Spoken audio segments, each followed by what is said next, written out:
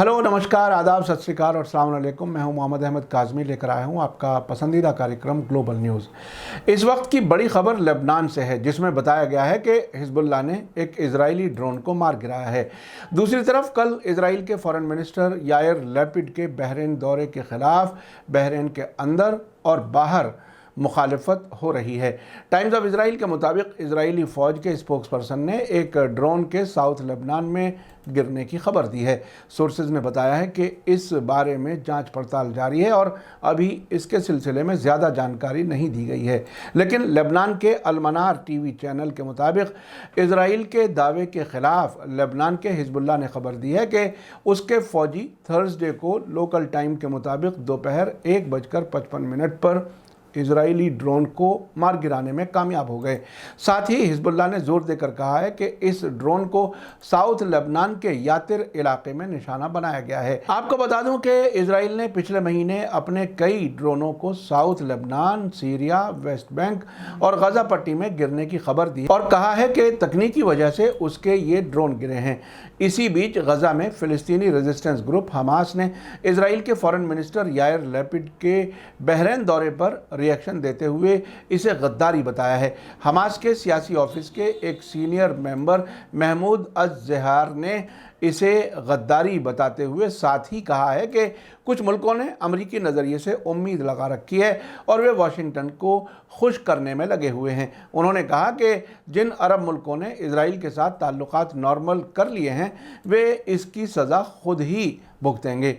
महमूद अज़-ज़हार ने कहा कि ताल्लुकात नॉर्मल बनाए जाने से सिर्फ इजराइल का ही फ़ायदा होगा। इसी तरह हमास लीडर ने कहा है कि अमेरिका के प्रेसिडेंट जो बाइडन इजराइल को सिक्योरिटी तोहफे यानी गिफ्ट के तौर पर नहीं दे सकते, क्योंकि उनके लिए अमेरिका का फ़ायदा हर चीज़ से बढ़कर है। महमूद अज़-ज़हार ने जोर देकर कहा है कि अगर अमेरिका के पास ताकत होती तो वो अफ़गानिस्तान से ना भागता। इसी तरह उन्होंने कहा है कि अगर हकीकत में इजराइल के पास ताकत थी तो वो गजा पट्टी से क्यों भाग खड़ा हुआ। अभी हाल ही में जिन मुल्कों ने इजराइल के साथ ताल्लुकात को नॉर्मल किया है, महमूद अज़-ज़हार ने उनसे कहा है कि वे इसी रास्ते से वापस लौट जाएं और फ़िलिस्तीनी अवाम और नेशन की मदद करें। एक और ख़बर में बताया गया है कि बहरीन के जाने माने मजहबी रहनुमा और डेमोक्रेसी मूवमेंट के लीडर शेख ईसा कासिम ने Israeli foreign minister Yair Lapid के मनामा दौरे पर नाराज़गी जताते हुए कहा है कि इजराइल के साथ रिश्ते कायम करके मनामा की शाही सरकार अवाम से गद्दारी कर रही है। उन्होंने कहा है कि मुल्क की अवाम हरगिज़ इजराइल को कबूल नहीं करेगी। ये लंबी और फैसला कुन लड़ाई है। आपको बता दूं कि बहरीन की अवाम वहाँ की सरकार के इस फैसले की सख्ती से मुखालिफत कर रही है, जबकि सरकार प्रोटेस्ट करने वालों को बेरहमी से कुचल रही है।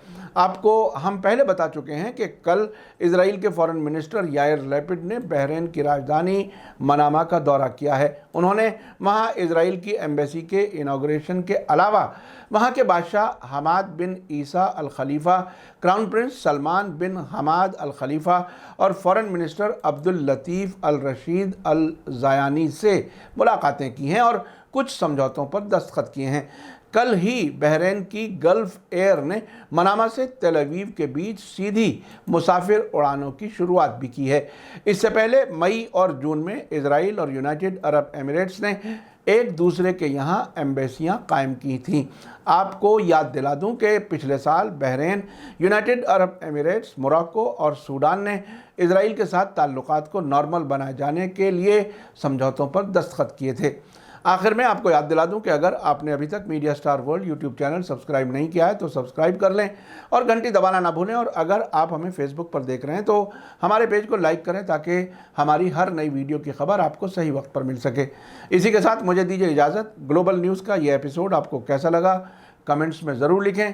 थैंक यू, धन्यवाद, शुक्रिया। जय भारत, जय हिंद।